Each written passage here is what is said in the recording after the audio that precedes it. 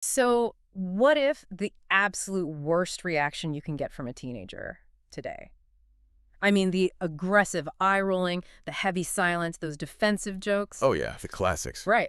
What if all of that is actually like mathematical proof that you are doing your job I perfectly? mean, it sounds completely Yeah, backwards, yeah. especially when you're, the one actually sitting in the chair receiving all that pushback. Yeah, it feels terrible. It does. But honestly, it is entirely true. It's funny because right before you walk through the doors of the Martin County Payout Center, there is this there's this very specific, undeniable energy that just hits you. Oh, absolutely. Like you can hear the squeak of the sneakers on the floor, the echoes of, I don't know, a dozen different chaotic conversations at once, the random bursts of laughter. It's loud. It is so loud. It's just the sheer unpredictable potential of a room full of youth. And if we are being completely honest here, as a volunteer mentor, whether you're sitting in your car right now listening to this deep dive, or you're literally walking up the steps to the building, it is entirely normal to feel a sudden spike of adrenaline. Oh, 100%. Yeah. Because you are stepping into their world. Exactly. And their world, um, it operates by a completely different set of rules than, say, a corporate boardroom or your typical high school classroom. Right. So to get you ready to walk into that room alongside Coach AJ today, we really need to ground our expectations in reality, like the reality of what actually happens when you sit down in those small group huddles. Because it's not a movie. Yeah, not at all. If you've been in the room with these future leaders before, you know that the picture-perfect, Hollywood mentoring moment is rarely what you get on a random Tuesday afternoon. Yeah. We have to set the baseline right now. Some of these kids, they won't want to talk to you. Yeah. Some of them will literally cross their arms, lean back, and actively test your patience. Yeah. And some will they'll completely shut down and stare at a spot on the wall right behind your head. I want to push on that immediately, though, because it's so easy for us to sit here and say, hey, don't internalize it. Sure. But when you are physically sitting knee to knee with a 15-year-old who is actively rolling their eyes at your attempt to just say hello, It stings. it does. The biological response for the mentor is usually fight or flight. I mean, it feels like a massive immediate failure. Yeah, it really does. So how do you override that instinct to either like lecture them or just give up and move on to the next kid? Well, you override it by understanding what that resistance actually represents. Okay. That silence, that Yeah. testing, that defensive posture. It is not a reflection of your inadequacy as a mentor. It's just the terrain. Exactly. Trust is not something that's handed out freely where they come from. It's a highly guarded currency. Hmm. So when a kid puts up a wall today, they are doing exactly what their environment has trained them to do to survive. Wow. Right. If they were perfectly open and, vulnerable and had all their emotional regulation figured out, they wouldn't need you in that chair. That's such a good point. The resistance isn't in the way of the work. The resistance is the work. Okay, so the resistance is the terrain. We Yeah. aren't failing. We are just like navigating the actual landscape. Precisely. Honestly, that is a massive relief for anyone feeling the pressure to be some kind of superhero today. Yeah. Leave the cape in the car. Seriously. And that brings us to the specific terrain we are navigating this week. The core conversation Coach AJ is bringing to the floor is all about character. Right. Specifically, this concept of being bigger on the inside than the outside. Yeah. Having seen how Coach AJ commands that room over the years, he is going to cut right through the noise on this one. He always does. He really does. He usually frames this by emphasizing that character, at its core, is a choice. Correct. Like, he'll point out that we don't get to pick our baseline talents or our IQ or, the circumstances of our birth. Right, the stuff you're handed. Exactly. Yeah. But we are actively creating our character every single time we make a decision. We build it every time we decide to do what is right versus what is easy. Yeah. Or when we choose to, value the people around us instead of devaluing them just to make ourselves look a little tougher. Which sounds great in theory.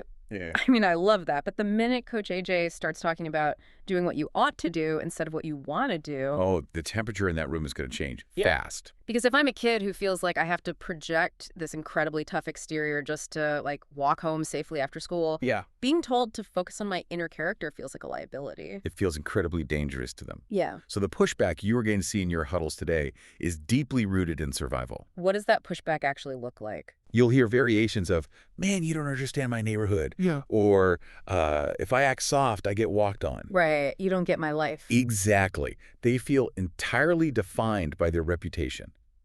Because in their world, reputation is literal armor. Armor, yeah. So if you tell them to just take the armor off, their immediate reaction is going to be panic. So how do we bridge that gap? Because we can't just tell them, hey, your survival instincts are wrong. No, we definitely don't do that. We Yep. pivot. We pivot the conversation away from this idea of perfection, and we move it toward authenticity. Okay, say more about that. You help them see that having good character isn't about being this perfect saint who never makes a mistake. Right, because they'd reject that instantly. Exactly. It's an impossible standard. Instead, character is about the willingness to admit wrongdoing. It's about having an actual internal desire to get better. Basically, it's about not faking who you are. I think that's where the light bulb goes on. Yeah. Because the exhaustion of putting on a front, I mean, that's universal, but for these kids, it's a full-time job. It really is. It takes massive amounts of energy to maintain a fake, hardened reputation all day. So we are basically offering them permission to just stop performing. That's it, exactly. And that transition from performing to actually being real, Mm-hmm. that is where you, as a mentor, need to be highly observant. Okay, what should we be looking for? Well, when Coach AJ wraps up and hands the floor over to the small groups, you are going to see specific behavioral cues. Let's break down the signals you really need to be scanning for and, more importantly, why they happen. Let's do it. So I'm sitting in the circle. What's the first thing I'm likely to see when things get, uncomfortably real? Deflection through humor. Yeah. So you might ask a question about what happens when someone doesn't honor their word. And instead of answering, a youth cracks a joke at the expense of someone else in the circle. Right, or they make a sarcastic comment just designed to get everyone laughing. Exactly. The class clown defense. I mean, we see adults do this at dinner parties when politics come up. We really do. It's just an immediate release valve for tension. It is. It's social currency. If they can make the group laugh, they regain control of a moment where they felt suddenly vulnerable. Okay, but as a mentor, my instinct is probably to get annoyed, right? Like, hey, take this seriously. And that's the trap. If you get annoyed, you miss the victory. Because what that joke actually means is that your question hit the target perfectly. You struck a nerve. Wow, okay, so the joke is actually proof of impact. Exactly. What's the next mask they wear? The classic, I don't care response. Oh, man. Yeah. You ask a direct question about whether their current actions reflect who they truly are inside. They shrug, they look at the ceiling, and they just mumble, I don't care. Which, neurologically speaking, is almost never true, right? Rarely. Usually that apathy is a cover for caring entirely too much, but just, lacking the emotional vocabulary to process it all. That is exactly what is happening in the prefrontal cortex. Yeah. To a teenager, trying and failing is socially fatal. Caring and being rejected is devastating. So, I don't care is actually a brilliant psychological shield. If they don't care, they can't be hurt. Right. But if you, as the adult, read that as actual apathy, you will miss the fact that they are practically screaming for someone to care enough to see past the shield. That makes total sense. Okay, now let's talk about the one that I think I struggle with the most, and I know a lot of veteran mentors struggle with it too. Let me guess. Silence. Silence, yes. I ask a question, maybe something really tough, like, hey, does your walk actually match your talk right now? Yeah. And the group just goes completely dead quiet. Nobody makes eye contact. Crickets. Right. And my adult brain immediately panics. I'm like, oh no, I asked a bad question, or I've completely lost them. And my immediate instinct is to just start talking again to fill the void. And that right there is the quickest way to kill a breakthrough. Is it? Oh, absolutely. We have to understand the difference in processing speeds here. When you ask a heavy introspective question, a teenager's brain needs significant time to process it. They don't have a slick, rehearsed PR answer ready to go, like an adult might. Right. They're actually thinking. Yes, that silence means the gears are turning. They're actively feeling the weight of the concept. But the silence feels so incredibly heavy in the moment. Like, it's so awkward. It does. But that's because, as adults, we're socially conditioned to view silence as a failure of conversation. Yeah. But in mentoring, silence is often the sound of a paradigm shifting. Oh, wow. I love that. If you jump in to fill it with your own advice or a new question, you are basically rescuing them from the very reflection they needed to do. You have to learn to just sit in the awkwardness. Sit in the awkwardness. That is a really great rule of thumb. It's essential. What about when they just deflect the blame entirely, like when they point to the neighborhood, the school, their friends. When a youth blames their circumstances, instead of owning their attitude, they are actually doing you a massive favor. Really? How so? They are handing you the map of their worldview. They are showing you exactly how they justify their actions to themselves. That is incredibly valuable data for a mentor. Okay, so if the silence, the jokes, the apathy, and the blame are actually entry points, how do we actually step through the door? Right. Because my instinct is going to be to jump in and start dispensing, like, sage life advice. Well, you shouldn't joke about this. Or, hey, you really have to take responsibility. Yeah, don't do that. Right. I have a feeling that's the exact opposite of what I should do. It really is. Mm-hmm. Because dispensing advice is what they expect, is what every teacher, principal, and authority figure in their life does. Right. We want to disrupt that pattern today. And we do that by asking high-leverage questions that force them to do the heavy lifting. Okay, give me an example. If I hit that wall of apathy or that defensive humor, what do I actually say? Try something like this. When you choose what's easy instead of what's right, what do you think that leads to long-term? Oh, fast forwarding the tape. Exactly. You aren't telling them their choice is bad. You are just asking them to predict their own future. That's really powerful. Or let's say they are grappling with this idea of their reputation versus their inner character. You can validate that tension. Just ask, where does the conflict between your reputation and your real character show up for you? I really like that one because it assumes the contract is already there. Yes. It's basically saying, hey, I see that you are fighting a battle right now. It doesn't accuse them of being fake. It just acknowledges the weight they're carrying. Exactly. And if you want to bring it down to like immediate practical action before this session wraps up, you can ask this. What would being 1% more authentic look like for you this week? Just 1%. Just 1%. It's not a total life overhaul. It totally lowers the barrier to entry. Precisely. But let me challenge you on a really tough scenario. Go for it. What happens when a kid is just completely locked in? They insist that they had to lie or they had to steal or they had to follow the crowd just to survive. If I try to talk about character in that moment, they're going to look at me like I'm an alien. How do you respond to that without invalidating their lived reality? You use a very specific reframe. Okay. When they give you that survival justification, you do not argue the facts of their neighborhood. Yeah. You don't say, no, you didn't have to. You just look them in the eye and say quietly, that makes sense. But what does it cost you? That makes sense, but what does it cost you? Yeah. Wait, if I ask a kid who is heavily projecting a tough exterior what their actions cost them, aren't they just going to shrug and say, nothing? Oh, they absolutely might say nothing in the moment. Right. But the goal of that question isn't to get a tearful confession right then and there. The goal is to plant a seed that they cannot unhear. Later that night or, next week when they're faced with a choice, that question, what does this cost me in trust with the people I actually care about? Yeah. It's going to echo in their mind. You're giving them a new lens to view their own behavior. We are playing the long game. That makes me think. I was trying to come up with a way to visualize this concept, right? Character versus reputation, because abstract ideas can get really lost in the shuffle in these groups. You definitely can. So it's almost like, well, I was thinking about a house, like a house with a beautiful coat of paint, but the foundation is rotting. A house works, but it's a bit static. They can't necessarily see themselves in it. Right, it needs movement. Okay, what about a hot air balloon? A hot air balloon? Yeah, think about it. You can have a hot air balloon that is incredibly festive, brightly colored, heavily branded on the outside. Okay. It could look absolutely amazing just sitting there in the field. But if it is empty on the inside, it isn't going anywhere. Oh, I see where you're going. The outside is the reputation. Yes. And the inside is the character. That's really good. Right. Because the outside is the swagger, the shoes, the jokes, the tough front. But the inside determines if you can actually rise.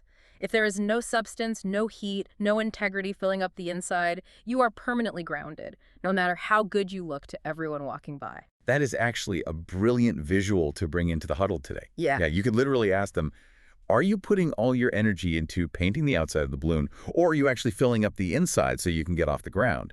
It instantly clarifies the difference between looking successful and actually being successful. I love that.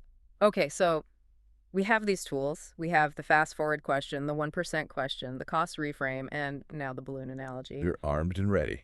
But let's intentionally slow down for a second and talk about the traps. Ah, yes. The guardrails. Because as much as the kids bring their defenses into the room, We definitely bring our adult baggage. We care deeply, and because we care, our brains are hardwired to try and fix these kids. Which is, honestly, the most dangerous trap of all. Right. We really need to clearly define the guardrails for today, because veterans and rookies alike fall into these all the time. Let's hear them. The first trap, giving a long, impassioned speech about your own integrity. Oh, man. The classic when I was your age monologue. Yes. And it shuts them down immediately. The second they hear your tone shift into a lecture, their eyes just glaze over. Right. At that point, you are no longer mentoring. You are broadcasting. Broadcasting, yeah. The second trap is related, telling your entire life story. Oh, I've seen that happen. They do not need a 30-minute detailed breakdown of your personal struggles from 1998 to prove that you can relate to them. Right, because then it stops being about them and just becomes a therapy session for the mentor. Exactly. Keep your shares incredibly brief and relentlessly focused on how it connects back to their current situation. Okay, here's one I've definitely messed up in the past. Let's hear it. What happens when a kid actually does get vulnerable? Let's say they take a massive risk in the circle and admit, yeah, I lie to my mom all the time to cover for my friends. Okay. The adult instinct is to immediately gasp and correct the behavior. Like, oh my gosh, you shouldn't lie to your mother. And if you do that, that youth will never, ever be honest with you again. That is the third guardrail. Do not immediately correct a character flaw if they are being authentic about it. Wow, okay. If they admit they started down the wrong path, you don't lecture the flaw. You validate the honesty. Because nobody is perfect, and character development is this continual, messy effort. Exactly. You have to reward the bravery it took to drop the armor, even if it was just for 5 seconds. You look at them and say, hey, I appreciate you being real enough to share that. Yeah. You anchor on the authenticity. Right. And the final guardrail is perhaps the most important one for your own sanity. Do not try to win the moment or force some kind of cinematic breakthrough. We all want that Hollywood ending, though, where the music swells, the kid cries, and they vow to change their life because of one perfect sentence we delivered. It doesn't happen. And honestly, if you try to force it, you will just come across as desperate and manipulative. Yeah, kids can smell that a mile away. The internal monologue you should be running on a loop in your head today is simply this. Less talking, more timing. Less talking, more timing. Listen for the signals, wait for the entry point, ask the high-leverage question, and then crucially get out of the way and give them the space to process it. Less talking, more timing.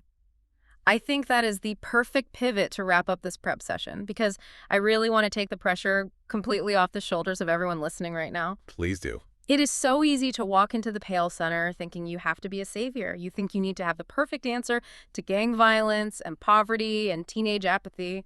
Let's re-anchor what your true role actually is. This is carefully.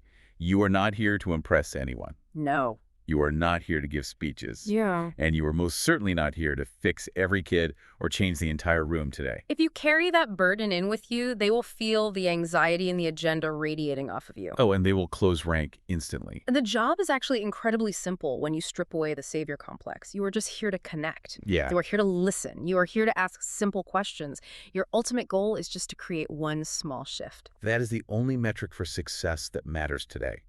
If one youth thinks differently about their choices because of a brief conversation with you, that is a massive victory. Yeah. Let me say it directly to you. A win is one kid, one moment, 1% change. Yeah.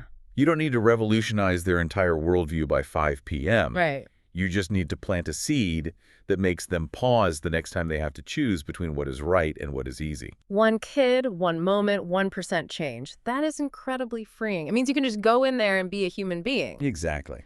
So as you are turning off your car engine right now, as you are walking up the steps to the doors of the center and you're hearing all that noise inside, I want to leave you with something incredibly grounding. Hold on to this. Be present. Be real. Keep it simple. You don't need magic words today. You just need to be there. And as you walk in, consider this final thought. We know that fundamentally, a person cannot rise above the limitations of their own character. Right. A grounded balloon, completely empty on the inside, cannot fly no matter how hard it tries. Right. But what happens when one of these future leaders realizes that by expanding their own character, they don't just lift themselves up. Oh, wow. What happens when they realize that by becoming bigger on the inside, they actually become the very air that lifts up everyone around them in their community? That is the ultimate ripple effect. That is exactly why we keep showing up. So take a deep breath. Walk into that room with absolute confidence. They may not show it today, they may test you, they may roll their eyes, but they remember exactly who showed up for them.